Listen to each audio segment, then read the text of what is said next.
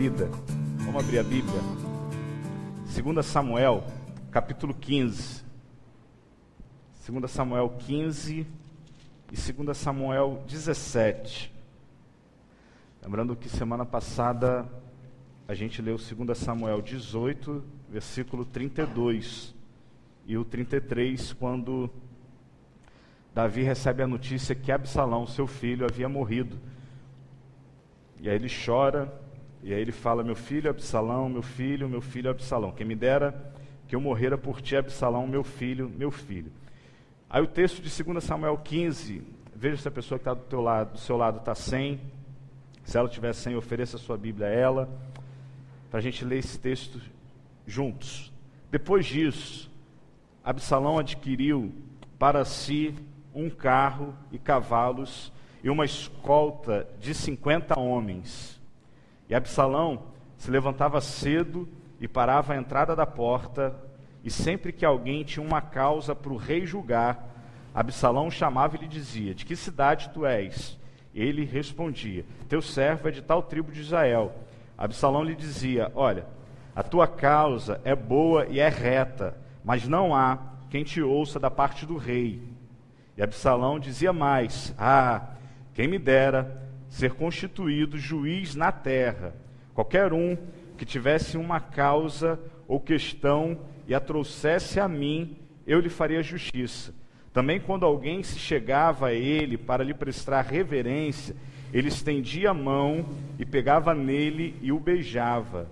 Assim, Absalão fazia com todo israelita que vinha ao rei pedir justiça. Desse modo, Absalão conquistou o coração do povo de Israel.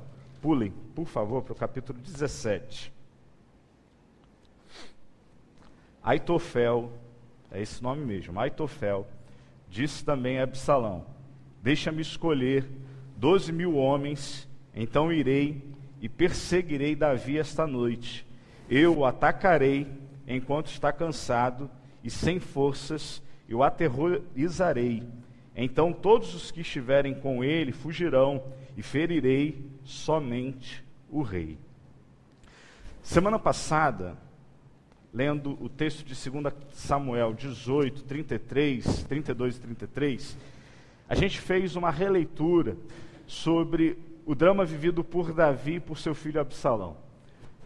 De uma forma talvez um pouco dura, a gente começou a perceber que esses papéis românticos que a gente impõe para os personagens bíblicos, às vezes precisa ser desconstruído.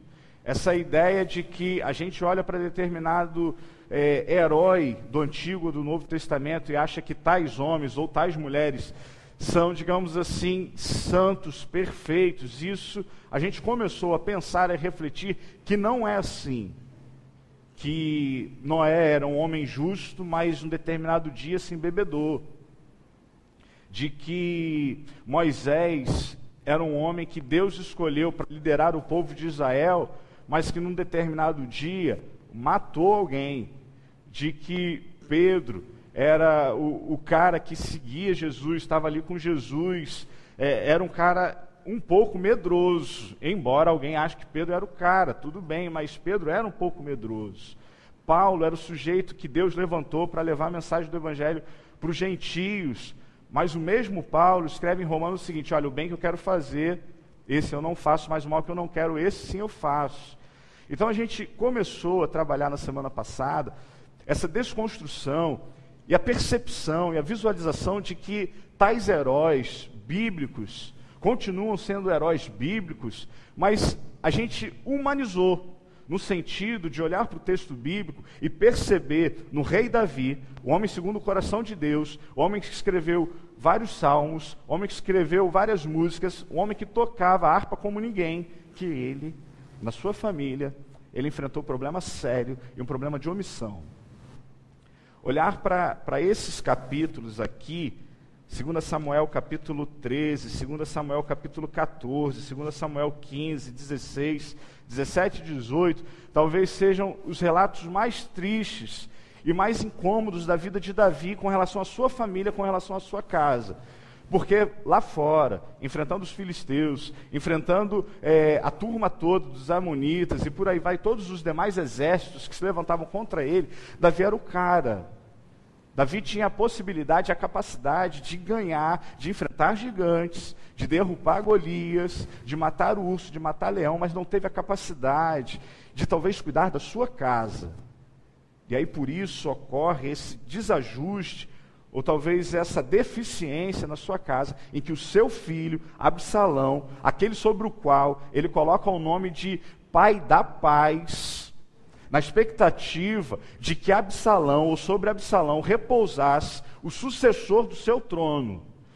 É bem verdade que a gente precisa reler o texto sagrado, tanto o antigo quanto o novo, no contexto da época, e não no nosso contexto. É preciso reler o Antigo Testamento, em que os judeus davam nome para os seus filhos, de acordo com a expectativa que tinham para os filhos, ou de acordo com a personalidade que tinham os filhos já no ventre da mãe, ou quando eles viam os filhos. Olhar para esse texto, olhar para esse nome, olhar para esse filho de Davi, é lançar sobre ele a expectativa que havia no coração de Davi, de que de repente, Davi com as suas mãos sujas de sangue, que o impediu realmente dele construir o templo, de repente alguém poderia sucedê-lo, de repente alguém poderia fazer o que ele estava fazendo, mas não da forma como ele fazia, sem guerras, sem violência, sem matança. E aí ele tem uma criança, e ele diz o seguinte: eu vou chamá-lo de Absalão, o pai da paz. Inevitavelmente, para Davi, o seu filho Absalão era uma esperança, uma pontinha de esperança, de tranquilidade no seu reinado.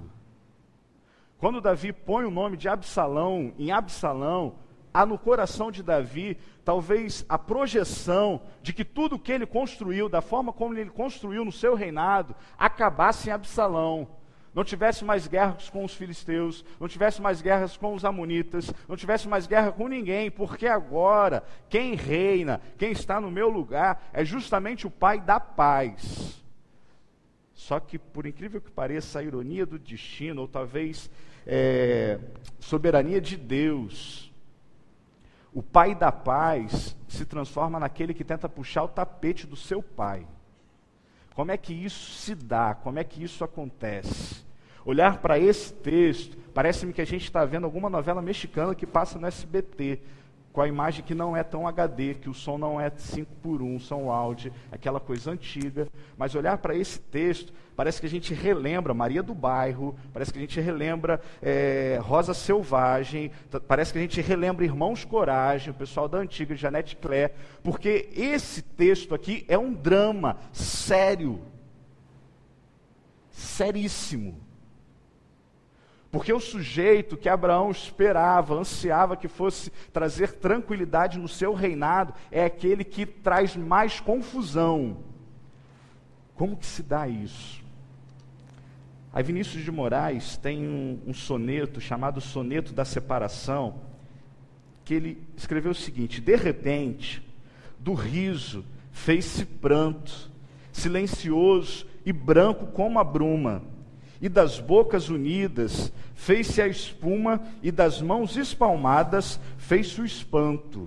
De repente, da calma, fez-se o vento que dos olhos desfez a última chama, e da paixão fez-se o pressentimento, e do momento imóvel fez-se o drama. De repente, não mais que de repente, fez-se de triste o que se fez amante, e de sozinho o que se fez contente. Fez-se do amigo próximo, distante, fez da vida uma aventura errante, de repente, não mais que de repente. Olhar para a vida de Salomão, ou melhor, de Absalão, melhor dizendo, e olhar para a vida de Davi, é excluir isso daqui. É pegar esse soneto da separação de Vinícius de Moraes e dizer o seguinte: não, o drama de Absalão, o sofrimento de Absalão, a crise de Absalão com Davi, não foi algo de repente, Não foi um vento impetuoso que desceu na tenda de Absalão, ele ficou doido e aí ele quis lutar contra Davi. Não, não foi. Foi uma história construída. Construída, muitas vezes, ou sendo fortalecida pelos erros de Davi. Nelson Mandela vai dizer, ou dizia, que a gente não nasce odiando ninguém. A gente aprende a odiar os outros. A gente não nasce odiando os outros por causa da sua cor de pele. A gente não nasce odiando os outros por causa da sua religião. A gente não nasce odiando os outros porque torce para determinado time. A gente aprende isso. E o maior, digamos assim, pedagogo da vida de Absalão foi justamente o seu pai. Se Absalão pudesse parar e alguém pudesse perguntar quem é ou quem foi o grande motivador para você viver essa vida, Absalão diria prontamente: foi o meu pai. Se alguém pudesse questionar Absalão e perguntasse assim: Absalão, por que você teve essa crise aqui no capítulo 15 e por que você teve essa crise aqui no capítulo 17? Quem é que fez isso com você? Quem é que te ensinou isso? Foi de repente, como Vinícius de Moraes falou no soneto da separação? Não, não foi. Você nasceu assim? Não. Meu pai olhou para mim e disse que eu seria pai da paz. Mas o mesmo pai que lançou sobre mim olhares de esperança, olhares de tranquilidade, esse mesmo pai foi omisso, esse mesmo pai se calou, esse mesmo pai se ausentou, esse mesmo pai fugiu de mim. E aí o pai da paz, que sou eu, Absalão, me transformei no Senhor da guerra. Aquele que quer destruir, aquele que quer acabar com a vida do meu pai. Como é que isso foi sendo construído na vida de Absalão? Para você que não esteve aqui na semana passada, talvez você não tenha muito contato com o texto bíblico, essa história começa com um estupro do irmão de Absalão, chamado Amnon, ou Amon, em algumas versões, para com a irmã de Absalão, chamada Tamar. Amnon olhou para Tamar, pensou, desejou, cobiçou Tamar e quis ter relação sexual com ela. Amnon programou tudo, falou para o seu pai Davi que estava doente e que precisava de alguém para intervir, para ajudá-lo, para cuidar dele. Davi, na sua bondade e inocência, liberou Tamar para cuidar do seu irmão. Tamar vai, Amnon tem relação sexual com a sua irmã. Tamar fica muito fragilizada com isso. Tamar fica muito sentida com isso. Depois da relação sexual, Amnon simplesmente despreza Tamar, olha para o lado, sente nojo, sente vergonha, não do que ele fez, mas daquela mulher que estava ali, e manda Tamar embora da sua casa. Tamar está sem lenço, sem documento, sem destino, e foi violentada sexualmente. Aí surge Absalão na história. E Absalão cuida de Tamar durante 2 anos. Aí vem o primeiro silêncio de Davi. Davi não surge, Davi não aparece, Davi não trata, Davi não cuida de Tamar, Davi não vai onde Tamar está, Davi não repreende Amnon, Davi não faz nada. Passa 2 anos, Absalão arquitetando, pensando como ele vingaria o estupro de Amnon contra Tamar. Absalão decide fazer o seguinte: vai à casa de Davi, vai ao palácio de Davi, pede a Davi para ter um banquete com Amnon, e todo o reino já sabia do pensamento de Absalão. Davi chega e fala assim: por que você quer levar Amnon? Leva todos os seus irmãos. Absalão fala: tudo bem, eu levo. Só que Absalão deixa um recado em casa, fala assim: vamos embebedar esse cara, vamos dar muito vinho para ele, nem que seja o Dom Bosco, vamos dar o Dom Bosco, o pior vinho para ele encher a cara, porque depois de um tempo, você está rindo porque você já bebeu o Dom Bosco. Vamos dar o Dom Bosco para ele, não vamos dar o vinho francês, não vamos dar o argentino, vamos dar o Dom Bosco, que vende no Carone, não sei por quanto, você sabe, mas vamos dar um Dom Bosco para ele, porque ele vai ficar bêbado, e aí quando ele terminar, quando ele estiver bem bêbado, a gente mata o cara. Foi isso. Matou. Davi não aparece de novo na história. Davi some. Absalão pega as suas trouxas, vai embora para a casa do seu avô. Fica ali na casa do seu avô 5 anos. Não há nenhuma fala de Davi, não há nenhuma manifestação de Davi, não há nenhuma procura de Davi. Pelo contrário, há um silêncio total de Davi e Absalão que cuidasse dos seus traumas e dos seus problemas lá na casa do seu avô. Absalão, depois de um certo tempo, ele volta porque Joabe, servo de Davi, vai lá onde Absalão está e diz o seguinte: o rei quer trazer você de volta. Só que você não vai entrar em Jerusalém, você vai ficar numa casa, separado, e não vai em Jerusalém. Durante 2 anos, Absalão volta, mas não põe os pés em Jerusalém, não põe os pés na capital do reino, não põe os pés perto de Davi, e fica 2 anos sem ver Davi novamente. Nesse contexto, o coração de Absalão está completamente fragilizado. Nessa experiência, o coração de Absalão está completamente quebrado, porque ele teve que fazer a função de pai, ele teve que fazer a função de rei, ele teve que fazer a função de sacerdote, que é justiça, ele teve que fazer a função de profeta, que é matar, exterminar o pecador, nesse contexto. Ele tem que fazer tudo. Aí Davi, diriam os românticos, aqueles que olham para os personagens bíblicos com olhares, talvez, da utopia. Alguém vai dizer o seguinte: pastor, lá em 2 Samuel, capítulo 14, Davi recebe Absalão, versículo 33, e dá um beijo em Absalão. O que Absalão queria não era beijo. E eu disse semana passada isso. Não há uma sequer palavra de Davi, nem que seja uma repreensão, nem que fosse uma repreensão do tipo: cara, o que você fez com seu irmão? Por que você mandou matar? Por que você embebedou Amnon? Por que você matou Amnon? Por que você não me procurou? Eu já sabia o que tinha acontecido com Tamar. Eu iria fazer alguma coisa. Por que você não me procurou? Por que você não perguntou onde é que está o rei nessa história toda? Não há nenhuma fala, não há nenhum questionamento, não há nenhuma pronúncia de Davi nisso. Há um beijo. Aí talvez você diga: pastor, isso é manifestação de carinho. Não era.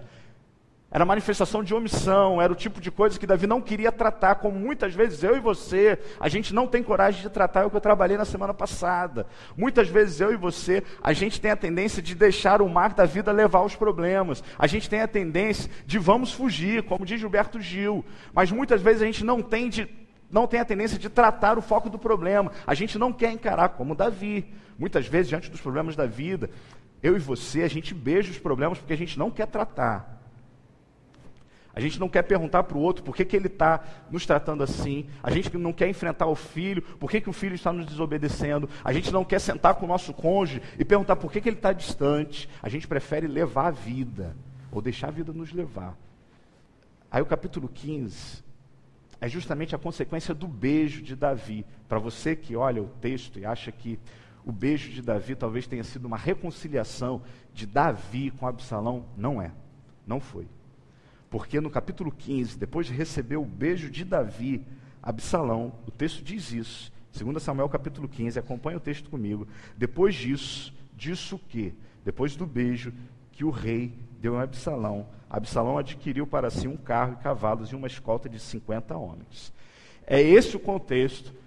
Absalão fragilizado, Absalão traumatizado, Absalão completamente despedaçado, guerreiro, matava gente, cuidava de gente, matava urso também, enfrentava gigantes, enfrentava homens e mulheres guerreiras, valentes, porque era filho de Davi, iria para a guerra com Davi.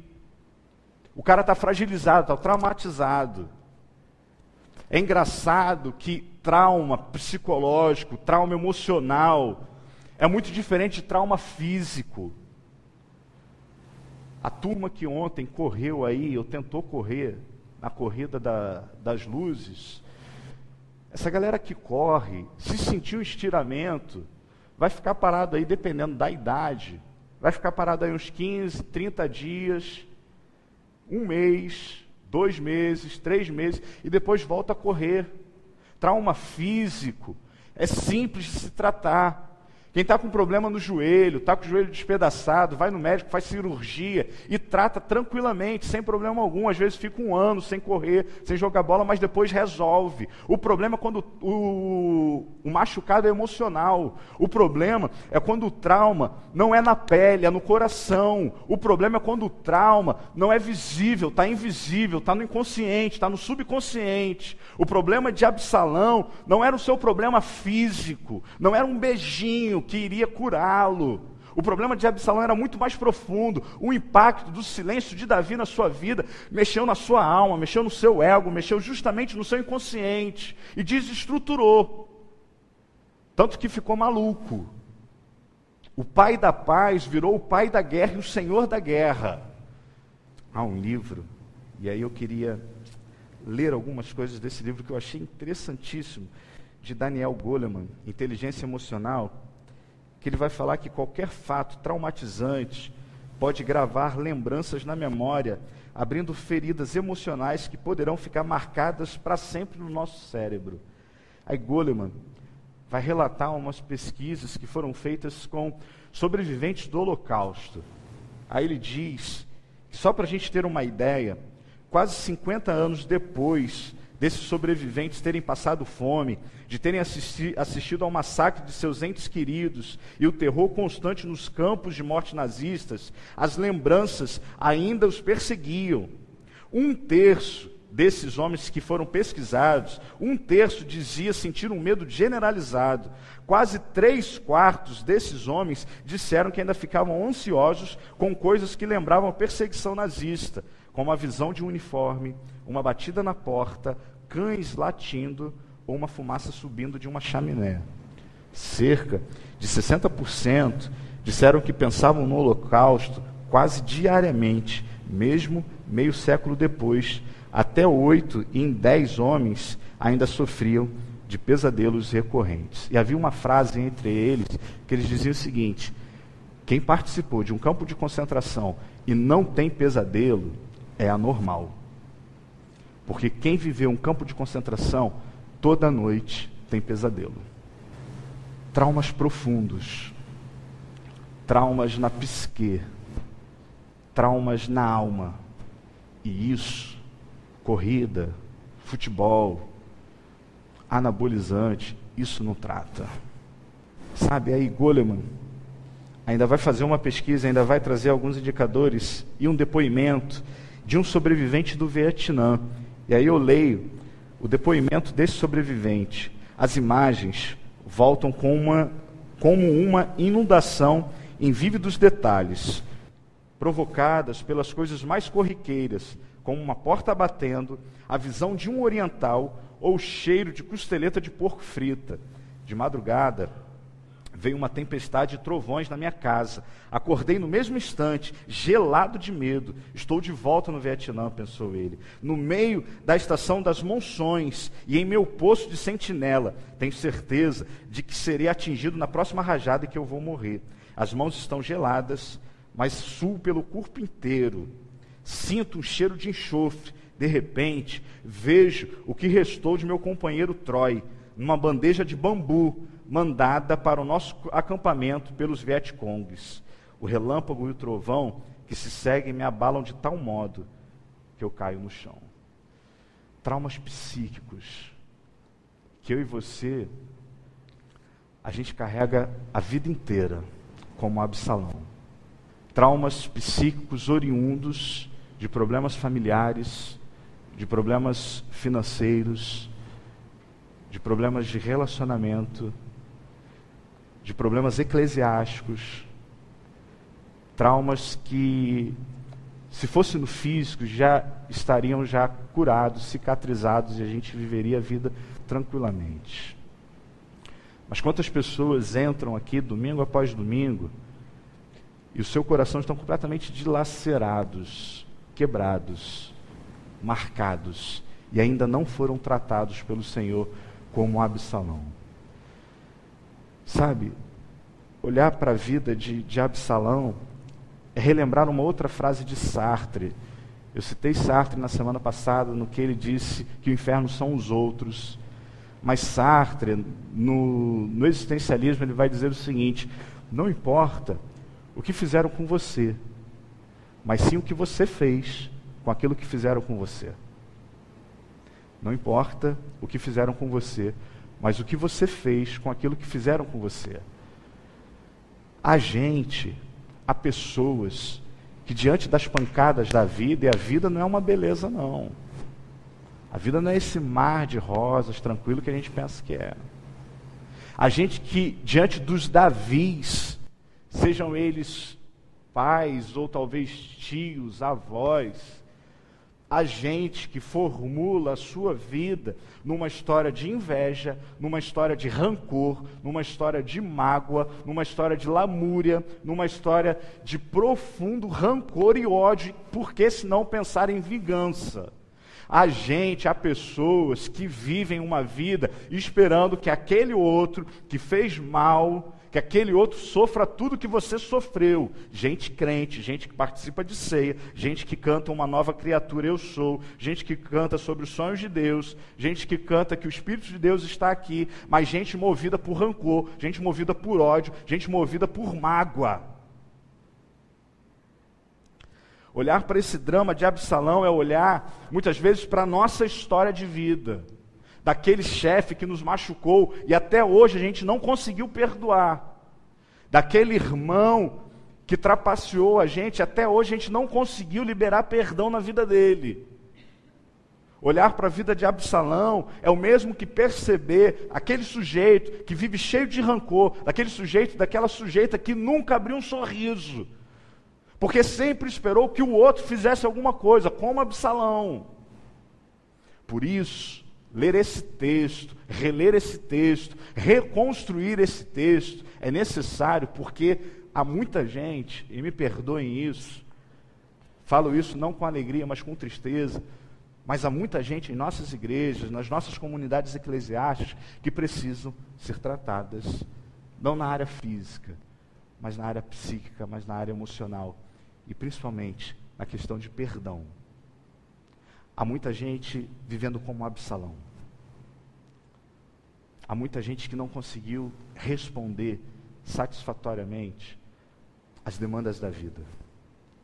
Há muita gente que diante dos seus dramas familiares está reproduzindo as mesmas coisas que essas pessoas viveram. Há muita gente como Absalão, cheio de rancor, cheio de ódio, cheio de mágoa.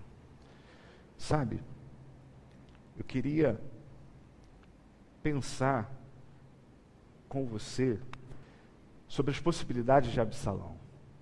O que Absalão poderia ter feito? E como Absalão construiu um plano de vingança. Porque depois dele ter ficado 2 anos com a sua irmã, Tamar, em casa, depois dele ter matado o seu irmão e ter ficado 5 anos na casa do seu avô, e volta, e fica 2 anos ali perto de Jerusalém, não é recebido pelo seu pai. Depois disso tudo, seu pai o recebe e lhe dá um beijo. Depois disso, ele formula o plano para poder derrubar o seu pai. O cara tinha tudo para talvez reconstruir a sua história. Porque o que Absalão faz era o que Davi devia ter feito. Só que Absalão faz o contrário. Absalão promove uma rebelião, ou tenta promover uma rebelião contra o seu pai. O texto causa-nos um espanto, porque aquele que era para ser o pai da paz, ele para na frente do palácio, e as pessoas chegam no palácio, e ele fala assim: o que você quer? Aí eu vim falar com o rei. Ah, por quê? Porque o terreno da minha casa não está legalizado. Quem dera se aqui em Israel tivesse um rei para cuidar dessas coisas, mas não tem. Porque o rei não ouve vocês. O que você quer? Ah, eu queria comprar uma casa. Quem dera que aqui em Israel tivesse um rei para poder julgar a causa de vocês. Absalão começa a fomentar, começa a agregar gente perto dele. E as pessoas começam a reverenciá-lo. As pessoas começam a engrandecê-lo e a talvez tentar destronar Davi. As pessoas começam a beijar a sua mão e a reconhecer ali talvez um novo rei. Mais do que isso, Absalão não satisfeito, Absalão se junta com gente ruim.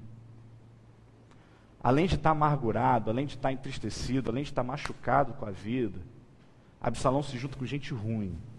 Aitofel. Falei na semana passada quem era Aitofel, quem foi Aitofel. Aitofel foi pai, ou era pai, de Batseba. Você lembra de Batseba? Quem lembra de Batseba? Batseba tem uma relação extraconjugal com Davi. Davi quem fez isso? Davi quem procurou Batseba. Aitofel tinha ódio no coração em relação a Davi. Porque Batseba estava vivendo a vidinha dela tranquila com seu marido Urias. Urias era guerreiro, era homem do exército de Israel, era o cara que ia para o campo, era o cara que ia para a batalha. Chega de repente um rei, na sua presunção, toma-lhe Batseba, tem relação sexual com Batseba, produz um filho, traz Urias da batalha, manda Urias para casa para poder ter relação sexual com Batseba e assim escondeu o seu erro, escondeu o seu pecado. Urias disse que não era justo, que não era lícito, que tinha que voltar para a guerra. Homem digno.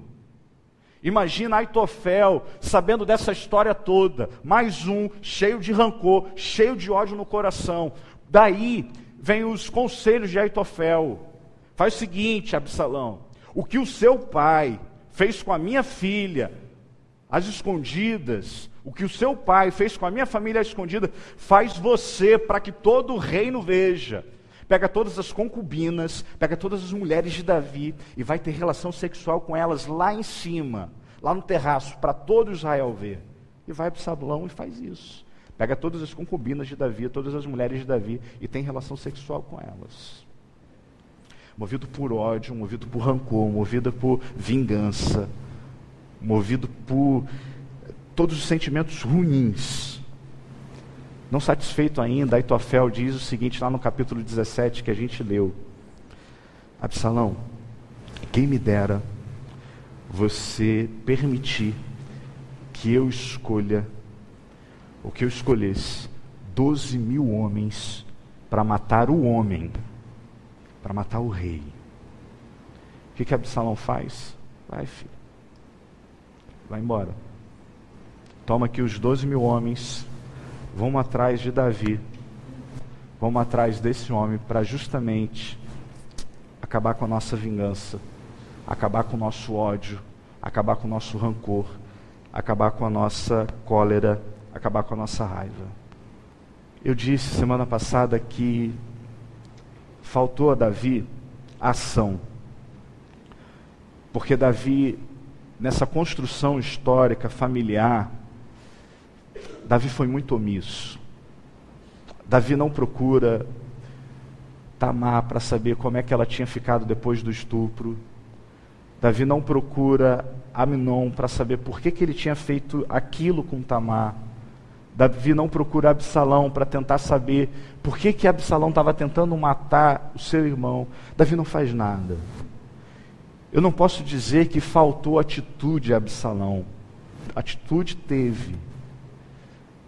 Absalão foi um cara de ação, mas movido pelo ódio.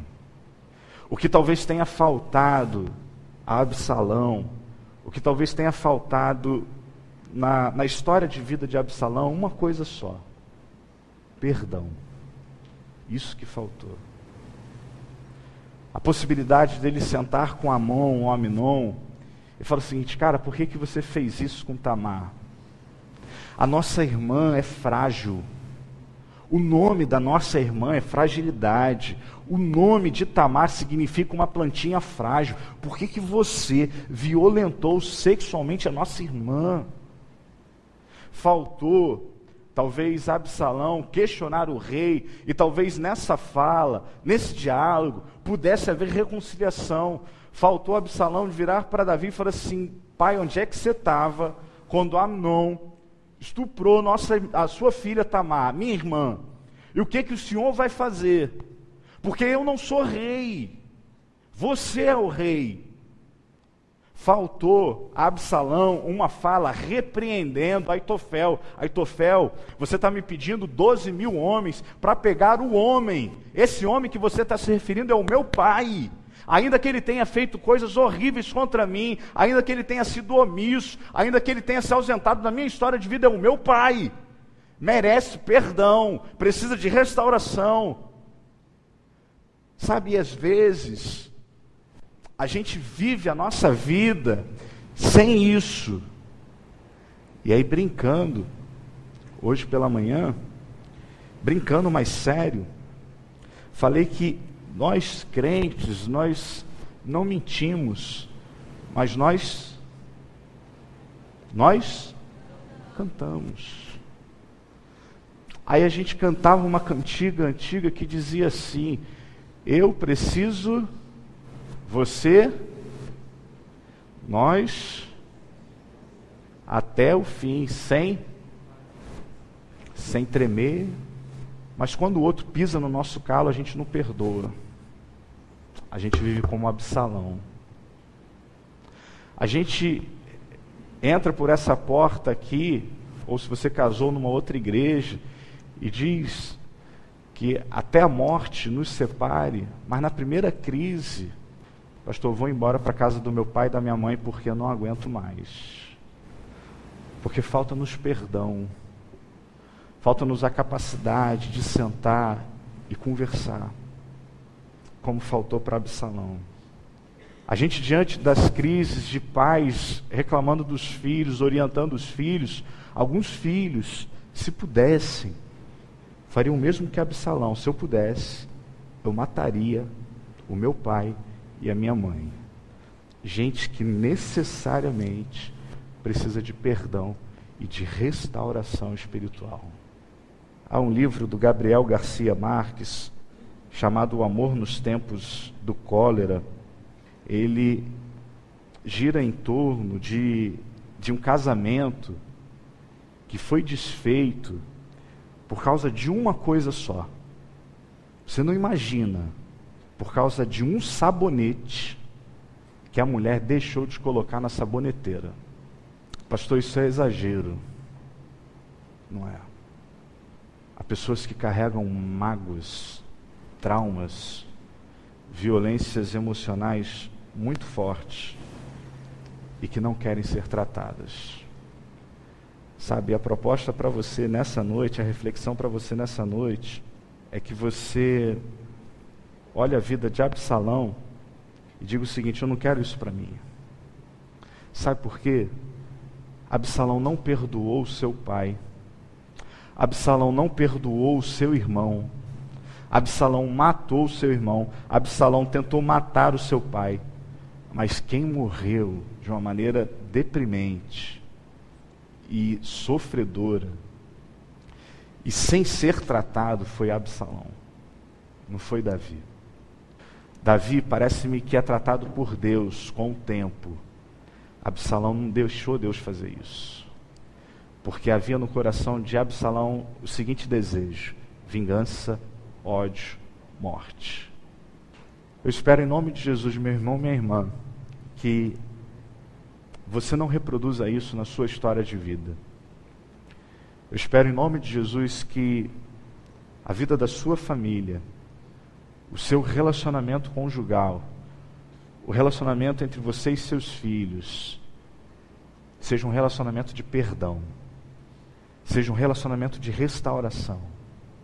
Pastor, o que eu sofri hoje é impossível de eu reparar. Talvez você diga isso para mim. Exemplificando isso, no livro de Gordon MacDonald, Ponha em Ordem o Seu Mundo Interior, que ele vai dizer que ele recebia em seu gabinete uma pessoa, no caso, para tratar dos seus dramas mais profundos. E essa pessoa, quando entrava no gabinete, ela dizia o seguinte: porque eu vou responder para o meu pai que eu consegui vencer na vida. E durante muito tempo essa pessoa, fazendo tratamento, fazendo acompanhamento psicológico, fazendo tratamento espiritual, ela sempre se referia ao seu pai assim: porque eu vou responder ao meu pai por tudo que meu pai fez contra mim, por todas as palavras que o meu pai me disse, porque o meu pai sempre dizia para mim que eu nunca seria ninguém da vida. Até que um dia, MacDonald tem um insight e fala assim: onde é que seu pai está? E aí esse sujeito Ele responde para McDonald o seguinte: meu pai já morreu há 36 anos, mas eu ainda preciso responder para o meu pai que eu consegui vencer na vida. Tem gente assim.